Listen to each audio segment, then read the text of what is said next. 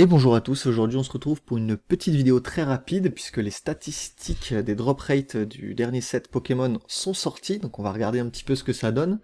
Donc l'analyse c'est sur TCG Player, ça a été fait sur 8000 booster packs, donc c'est pas dégueu, en général on aime bien dépasser les 10 000, mais ça permet déjà d'avoir des stats un petit peu précises quand même, on va pas se mentir, ça devrait pas trop bouger plus même si on ouvre 10 000 packs de plus quoi.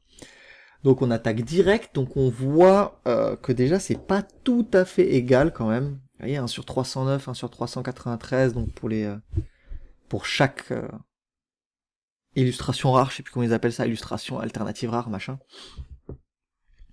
Donc, mais on tourne autour des 300 en fait. Il y a celle-ci qui a l'air d'être légèrement short print. Ces deux-là ont l'air d'être légèrement short print, et après là ça a l'air d'être légèrement short print aussi. Mais dans l'ensemble, je pense que ça a l'air quand même très similaire, donc on doit être sur du 1 sur 350 pour avoir une des secrets alternatives concrètement. Donc tac, gna gna gna, donc 30% de chance de hit quelque chose, donc c'est à peu près ça, pareil, sur les boîtes, il y a environ 12-13 boosters max dans lesquels il y a quelque chose, donc on est sur du 1 tiers hein, à peu près, hein, 12-13 sur 36, on est dedans.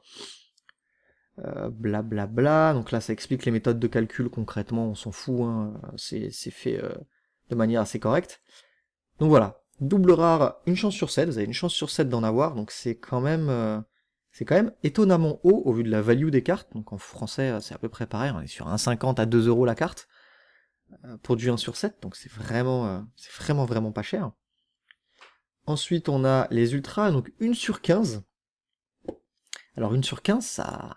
c'est pas beaucoup, je trouve, par rapport à avant. J'ai l'impression que ça a vraiment baissé, donc ça prend en compte toutes les full art, en gros, les full art classiques. Et visiblement, les tétras cristallisés, comme ça, sont comprises dedans. Donc, moi, je pensais que qu'elles étaient plus ou moins short print par rapport aux full art, etc. Mais au final, ça a pas l'air d'être le cas, mais moi, je les ai piochées assez facilement. J'ai pas l'impression qu'elles soient spéciales, c'est juste des full art avec un design différent, et elles tombent de manière assez régulière. Ensuite, on a donc les illustrations rares. Les illustrations rares, c'est 1 sur 13. Alors ça, je m'y attendais pas, mais c'est à peu près aussi rare qu'une full art. C'était pas du tout le cas dans les précédentes séries. Et là, on se rend compte que c'est vraiment inclus dans le set en mode ouais, c'est plus ou moins une full art, c'est une mini alternative, donc le taux de rareté est à peu près le même. Donc les prix, là actuellement, les prix des full art sont quand même vachement au-dessus des prix des illustrations rares. Je pense que ça devrait plus ou moins s'équilibrer, puisqu'on se rend compte qu'en fait elles sont quand même pas si fréquentes que ça, vous en avez allez 2-3 par boîte quoi, ça fait pas des masses. Ensuite on a donc les spéciales illustrations, donc ouais c'est ce qui avait l'air d'être de ressortir de l'ouverture de la majorité des gens, c'est une par boîte, voire un peu plus si on a de la chance, donc 1 sur 32, pareil on est dedans. Ça c'est agréable que ça soit en dessous de la quantité qu'il y a par boîte, parce que ouvrir une boîte et se taper absolument rien, ça dégoûte quoi. Donc c'est vraiment cool qu'il soit parti sur ça, moi je trouve que c'est vraiment cool. Et ça rend le set hyper agréable à ouvrir, même si bon du coup c'est vrai que les prix s'effondrent un peu par rapport à avant, où genre sur Évolution Céleste, fallait ouvrir 15 boîtes pour en avoir une seule. Là c'est vrai qu'on est quand même sur un truc plus agréable à ouvrir, mais moins rentable si on pioche un super truc quoi. Et enfin les hyper rares, alors ça moi c'est ce qui m'étonne le plus, 1 sur 54, donc genre il y en a une toutes les 2 boîtes. Pareil sur les 8 boîtes que j'ai vues, il y en avait genre, 8 ou 7 en vrai, il y en avait quasiment une par boîte. Ça m'étonne surtout vu le faible prix en fait de toutes, enfin, même la Miraidon, bon là c'est 14 $, mais chez nous on est plus sur du 35 balles, 35-40. 35-40 pour une carte qui sort une fois tous les 50 boosters, je trouve que c'est vraiment pas cher quoi. Donc à voir si les prix des gold vont s'équilibrer et vont remonter légèrement maintenant qu'on se rend compte que c'est pas si fréquent. Parce que là si on remonte, celle-là elle tombe tous les 376 boosters.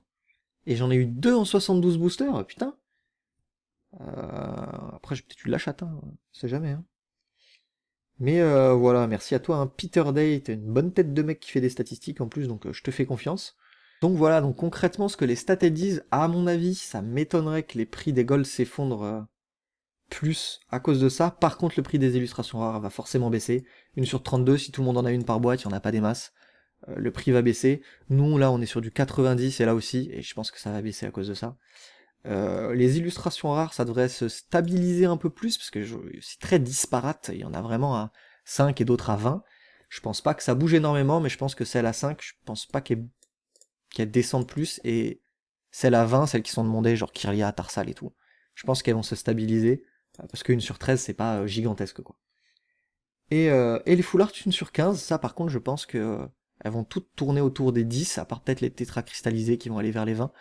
Mais sinon je pense que ça va tourner autour des 10, parce qu'une sur 15 c'est quand même relativement fréquent, surtout pour des grosses boutiques qui ouvrent énormément de boosters, ils vont en pack 150 000 des full art, donc ils vont vouloir les dégager, et donc le prix va forcément en pâtir.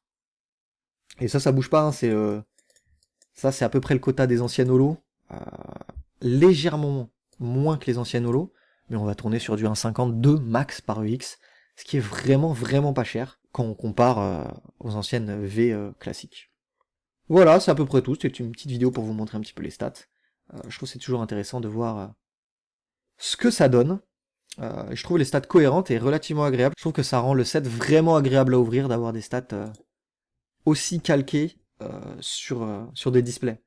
Parce que là c'est fait pour en avoir 2 voire 3, là c'est pareil, là c'est fait pour en avoir 1 voire 2, donc vous avez forcément quasiment un quota, mais avec un peu de chance vous pouvez avoir quand même une double pioche, une triple pioche ici, une triple pioche ici, et ça c'est super cool. Voilà, donc dites-moi ce que vous pensez des stats, si ça correspond à ce que vous avez eu, si vous trouvez que c'est des stats satisfaisantes, et puis moi je vous dis à la prochaine, et passez une bonne soirée.